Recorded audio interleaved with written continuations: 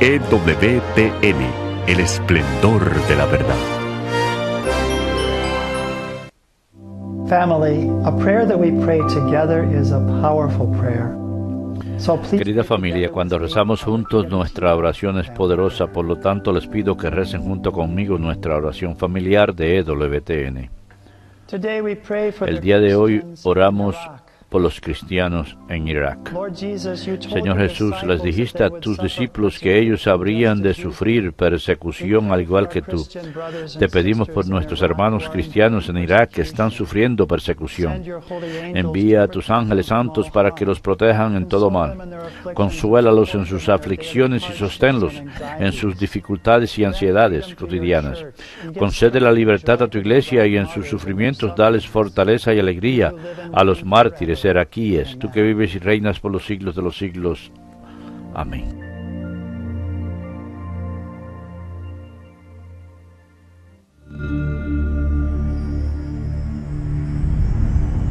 Behold the Lamb of God, who takes away the sins of the world. Take this, all of you, and eat of it, for this is my body, which will be given up for you.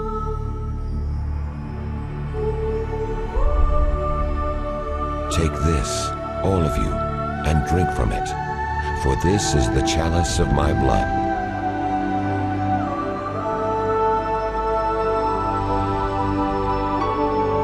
Do this in memory of me.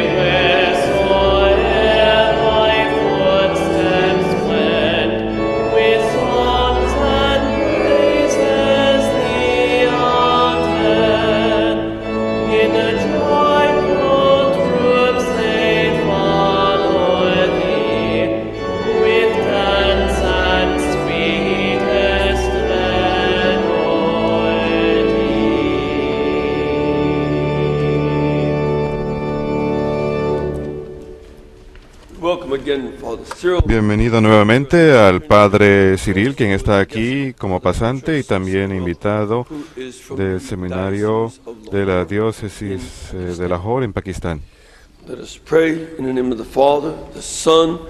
En el nombre del Padre, y del Hijo, y del Espíritu Santo. Amén. La gracia y la paz de parte de Dios, nuestro Padre, y de Jesucristo, el Señor, esté con todos ustedes. Para prepararnos para celebrar dignamente estos sagrados misterios, reconozcamos nuestros pecados.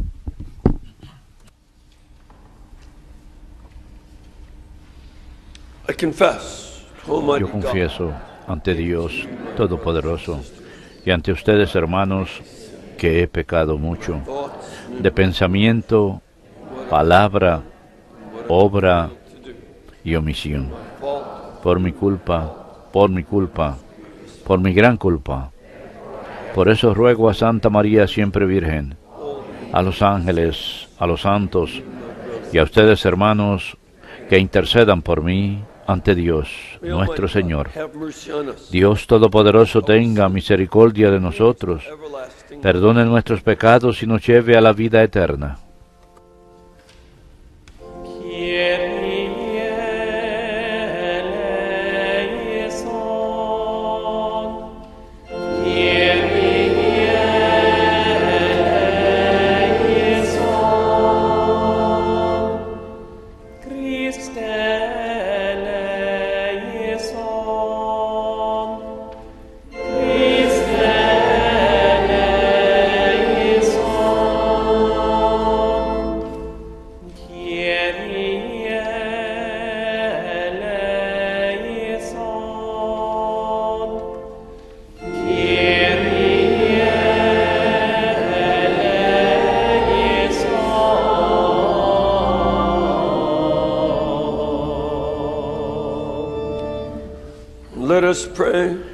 Oremos. Dios Todopoderoso, hiciste de Santa Verónica gloriosa por las heridas de la pasión de tu Hijo. Por sus oraciones y ejemplos, que nos convirtamos como Cristo, abrazando tu cruz humildemente, para que podamos regocijarnos en la revelación de su gloria. Te lo pedimos por nuestro Señor Jesucristo, tu Hijo, que contigo vive y reina en la unidad del Espíritu Santo y es Dios por los siglos de los siglos. Amén.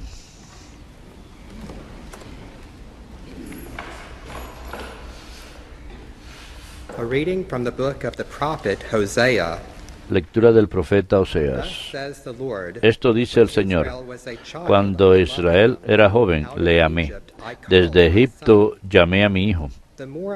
Cuando le llamaba, él se alejaba, sacrificaba a los Baales, ofrecía incienso a los ídolos. Yo enseñé a andar a Efraín, le alzaba en brazos, y él no comprendía que yo le curaba. Con ataduras humanas, con lazos de amor le atraía. Era para ellos como le daba de comer. Se me revuelve el corazón, se me conmueven las entrañas. No cederé el ardor de mi cólera. No volveré a destruir a Efraín, que soy Dios y no hombre, santo en medio de ti y no enemigo a la puerta. Verbum Domini.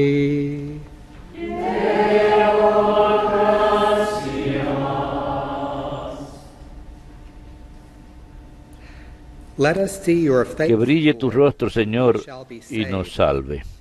Que brille tu rostro, Señor, y nos salve. Pastor de Israel, escucha.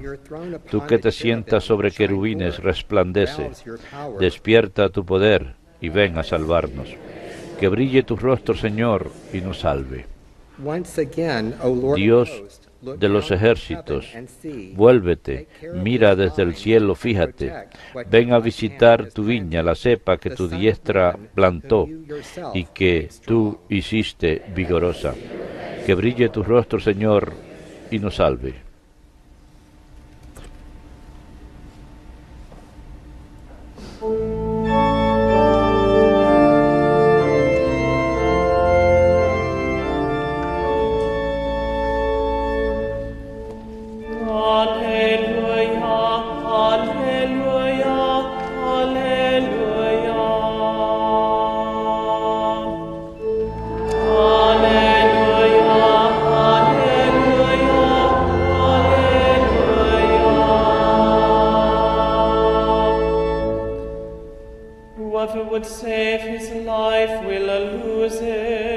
Aquel que desee salvar su vida, la perderá, pero el que pierda su vida en mi nombre, la hallará.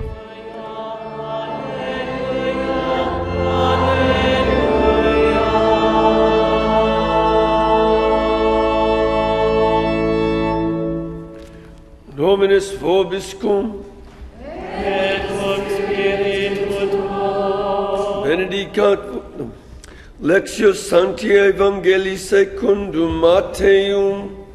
Gloria a ti, Domine.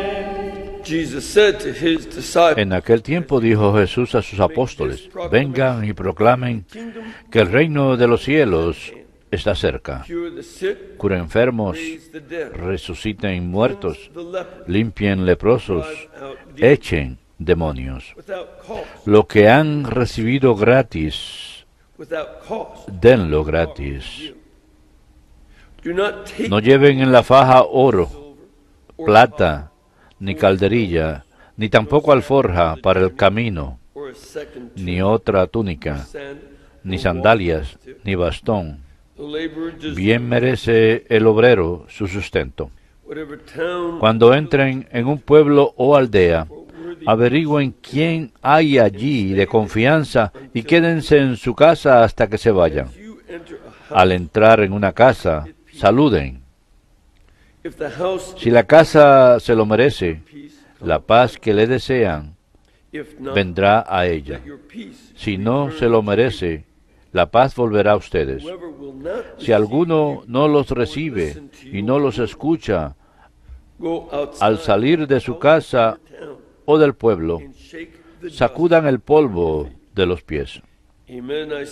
Les aseguro que el día del juicio les será más llevadero a Sodoma y Gomorra que a aquel pueblo. Verbum Domini.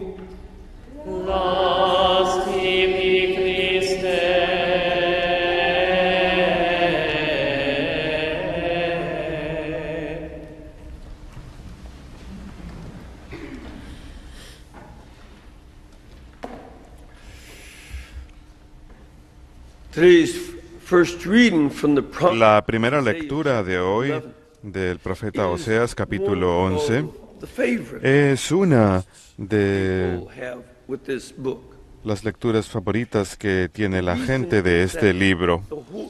La razón es porque este capítulo es un soliloquio que hace el Señor. El Señor está pensando en voz alta para sí mismo y hablando acerca de lo que está en su corazón. De hecho, dice eso explícitamente. Y especialmente para nosotros que tenemos una devoción al Sagrado Corazón, este es un pasaje muy importante porque Dios cuenta lo que tiene en su corazón. Una buena parte de esto es el Señor que refleja sobre su historia con Israel. Cuando Israel era joven, le amé. Y habla como un padre, mostrando ese amor paternal hacia Israel. Dice, desde Egipto llamé a mi hijo. Esto es algo que, por supuesto, está tratando de hacernos recordar. Recuerden que Israel era esclava en Egipto.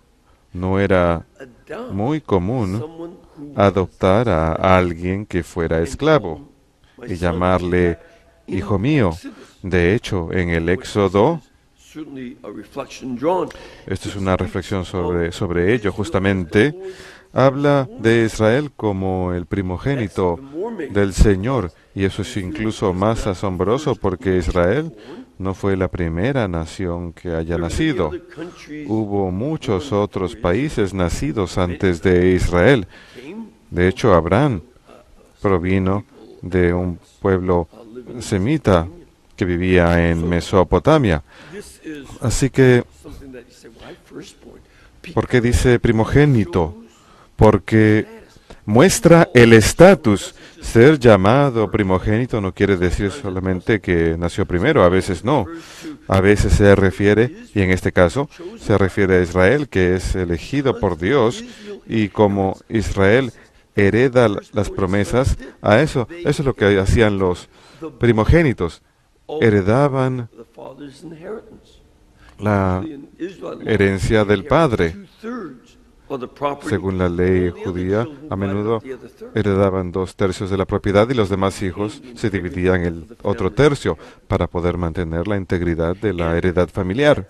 Y ese sentido de ser hijo del Señor y de ser el primogénito, esto también se encuentra detrás del Evangelio de ayer, cuando el Señor les dice a los apóstoles: vayan primero a las ovejas descarriadas de Israel, no a los gentiles, porque ellas son el primogénito del Señor, como herederos especiales del Señor, remontándose a Abraham, Isaac y Jacob. Ellos han de ser los primeros en escuchar estas buenas nuevas, porque estas buenas nuevas de salvación, de que el reino de los cielos está cerca, es en particular heredad de ellos, y el resto de los hijos de Dios también reciben esas buenas nuevas.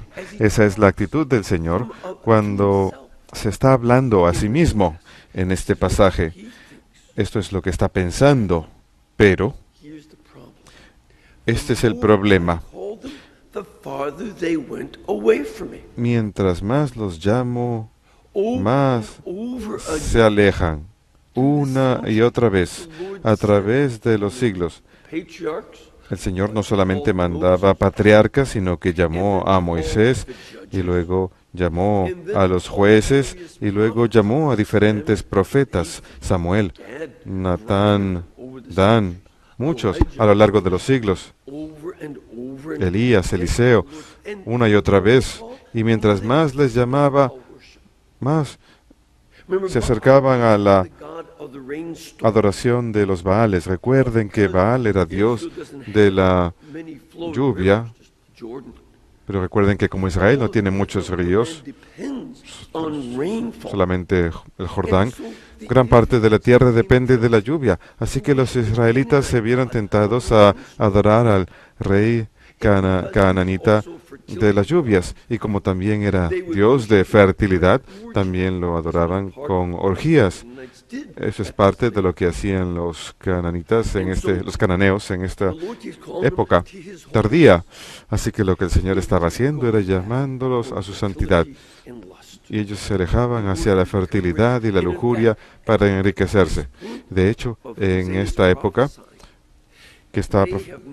donde está profetizando Oseas, habían llegado al punto final de su periodo más rico. En la primera mitad de los años 700 antes de Cristo, eran lo más rico que habían sido jamás antes en todo el norte. Toda la arqueología demuestra que eran muy prósperos, las cosechas eran muy buenas, exportaban vino y grano. Así que ellos pensaban: oh, Baal nos ha mandado todas estas riquezas, es algo bueno, así que sigamos haciéndolo, nos va muy bien. Pero los profetas, Amós y Oseas, les habían dicho: ustedes van a perder todo. Todo se va a derrumbar. Y en la época en que Oseas está escribiendo este capítulo, ya había sucedido. Era una catástrofe. Ya habían sido sometidos por los asirios, habían perdido guerra contra los asirios, y ahora en los años 720 estaban en una rebelión que había durado 5 años, que había de llegar a la destrucción total del país, porque no hacían caso a los profetas, no se arrepentían ni volvían al Señor, confiaban en su propio criterio y su propio poder material, e incluso en sus alianzas, y todos eran equivocados. Así que todo muy pronto se derrumbó. Pasaron de la cima de la prosperidad a dejar de existir como país. El país desapareció, completamente destruido. Todas las ciudades destruidas, y la gente fue llevada como prisionera a Asiria y otros países. El Señor sigue diciendo: yo enseñé a andar a Efraín. Yo con ataduras a manos y con lazos de amor le atraía. Imagínense un bebé cuando lo están cargando y son muy lindos y sí lloran y todo eso, pero ¿acaso no es esa una de las cosas más bonitas cuando uno puede lograr que llore un bebé y uno le da ganas de abrazarlo y besarlo y es todo muy bonito? Pero Israel no quería hacer caso. Así que me salteo, acá se saltaron un par de versículos en donde el Señor les dice, ¿cómo puedo entregarlos? ¿Cómo puedo hacerlos? ¿Cómo puedo destruirlos? Mi compasión es inmensa, la ternura de mi corazón está encendida por ellos. Dice que se le revuelve el corazón y se le revuelven las entrañas. Dice que no volveré a destruir a Efraín. En este punto, el pueblo no escuchaba y la ciudad es destruida, pero Dios ha de permanecer fiel. Y la razón que Dios da de su fidelidad a ellos, la razón que da para permanecer con ellos, incluso si ellos se alejan de Él, Él dice que soy Dios y no hombre, santo en medio de ti. Dios en su infinidad ve que Él tiene esa compasión por los pecadores y que esta es una tarea que tenemos, teniendo ese sentido claro de Dios que expresa su corazón, que no quiere destruir, que quiere salvar. Esto es algo que nosotros entonces aceptamos en nuestros corazones. Es parte del llamado de este texto, de aceptar las palabras de Dios en nuestros corazones y decir, esta también debe ser nuestra actitud hacia la gente a nuestro alrededor. Estamos llamados a una misión. Y ahí es donde viene el Evangelio de hoy. Dios está tan lleno de compasión hacia los pecadores, está tan preocupado que no vayan al infierno, está tan preocupado de ello que se hizo hombre en el vientre de la Virgen. Verdaderamente se convirtió en uno de nosotros y al estar entre nosotros, escuchamos apenas hace 2 días que el preludio al Evangelio de hoy, en el capítulo 9, versículo 35-36, es que Jesús vio que el pueblo era como ovejas sin pastor, estaban agotados, estaban exhaustos. Y esto no es algo solamente para la gente de su época. Podemos observar una gran multitud de personas en nuestra propia cultura que no tiene sentido de dirección. Se sienten satisfechos consigo mismos. Dicen, no necesito a Dios, yo puedo tomar mis propias decisiones, yo hago lo que quiero, nadie me dice lo que yo tengo que hacer, haré lo que yo quiera. Pero luego miramos sus vidas y vemos qué catástrofe, como la pregunta común que escuchamos hoy en día. ¿Y cómo te está funcionando eso? Esa adicción a las drogas, ¿cómo te está funcionando? El ser madre soltera, tratando de criar hijos en medio de la pobreza, ¿cómo te está funcionando? ¿Qué tal ser padre sin responsabilidades? Quien va de una relación a otra sin dirección. ¿Cómo te está funcionando el hecho de que hayas adquirido muchas riquezas? Porque no solamente los pobres, los ricos también son ovejas perdidas de la misma forma. Y nuevamente, presten atención a algunos de los encabezamientos de los periódicos, de cómo gente con muchas riquezas simplemente quieren ser libres de la gente que les diga qué hacer para poder hacer lo que quieran con sus posesiones. Conocí a un hombre que se convirtió de ser un actor pornográfico y él ha regresado a su fe católica con una variedad de enfermedades, etcétera. Él se dio cuenta que él iba a morir si permanecía ahí. Y él conoció a muchas otras personas tuvo una gran inspiración. Una de las razones por las que las personas en Hollywood se juntan con tantos políticos es porque son personas que no tienen dirección y buscan a los políticos para que les den cierta dirección, cierto sentido de significado. Quieren que los políticos sean los que se enriquezcan en Hollywood de manera importante y dicen, oh, yo estoy ayudando a este político, justamente antes de que terminen en la cárcel por mentir y robar.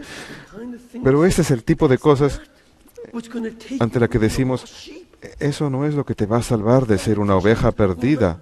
Los políticos no te van a ofrecer dirección, excepto hacia dónde poner tu dinero para que ellos puedan ganar más poder.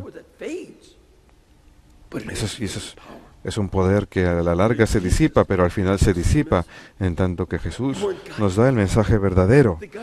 Si quieren dirección, la dirección es ¿a dónde vas en tu vida?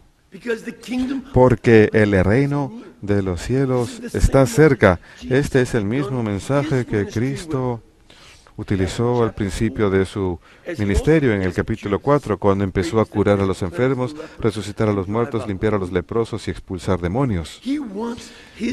Él quiere que sus apóstoles, los que Él ha elegido, los 12, que han de ser la nueva Israel, en lugar de 12 patriarcas cuyas familias se conviertan en clanes y tribus. Él quiere 12 apóstoles cuya prédica gane las almas de las naciones. Porque ahora, a partir de la heredad de Israel, todos los pueblos del mundo han de recibir este Evangelio de Cristo, y estos 12 han de llevárselos a ellos hasta los confines de la tierra, desde España en el occidente hasta India en el oriente. Y una vez que descubrimos otros lugares, la iglesia se ha seguido expandiendo a todos los demás lados, porque no crecemos como si fuésemos niños, sino crecemos a través de la prédica del Evangelio. Y el reino de los cielos está cerca, y este mensaje de Jesús es la meta principal de la vida. No juntarse con políticos o hombres ricos, no tratar de tener la mayor cantidad de hijos con el mayor número posible de mujeres, no vestirse como la gente en las revistas de moda. Más bien es tratar de llegar al cielo. Nada más es más importante. Y nosotros que estamos llamados a ese Evangelio, hemos de proclamarlo y llevar hacia adelante este ministerio de Jesús, tomando conciencia de que no tenemos esto porque lo merezcamos. No es porque seamos tan grandiosos, no. Somos igual de pecadores que los apóstoles. Cuando ven la lista de los apóstoles, ellos no eran tampoco tan buenos. La Madre Angélica, cuando tenía su programa y era más joven, solía decirles que eran tontos. Ahora que está un poco mayor y ya está más cerca a conocerlos, tiene un poquito más de respeto. Los papas tampoco fueron santos cuando empezaron, cuando eran jóvenes, pero Jesús los cambió. El poder del Espíritu Santo los transformó, y este es un don que han recibido, y Jesús se los recuerda. Ustedes no ganaron esto por sí solos, es un don de Dios. Nadie se los ha regalado, Dios se los ha concedido. Este es su don para que prediquen entre otros pueblos. Por eso es que han de entregarlo libremente. El Evangelio no es una forma de enriquecerse, no es una forma de crear una super iglesia para que uno pueda ganar dinero y vivir cómodamente. No, es un don de Dios para dárselos a los demás, para la salvación de sus almas. Y Jesús nos está llamando aquí. Confíen en el Padre. Él ha de cuidarlos mientras llevan a cabo esta misión. Él ha de dirigirlos, incluso si los lleva al martirio. Esto ha de ser algo que el Señor utilice también, como ya hemos visto a lo largo de los siglos. ¿Y qué está en peligro? Para aquellos que aceptan el Evangelio, que lo que está en peligro es su salvación eterna. Si la rechazan, será como Sodoma y Gomorra. Serán destruidos. Irán al infierno. Esto es algo horrible y eso es lo que no queremos. La compasión de Dios en Oseas 11 debe ser nuestra.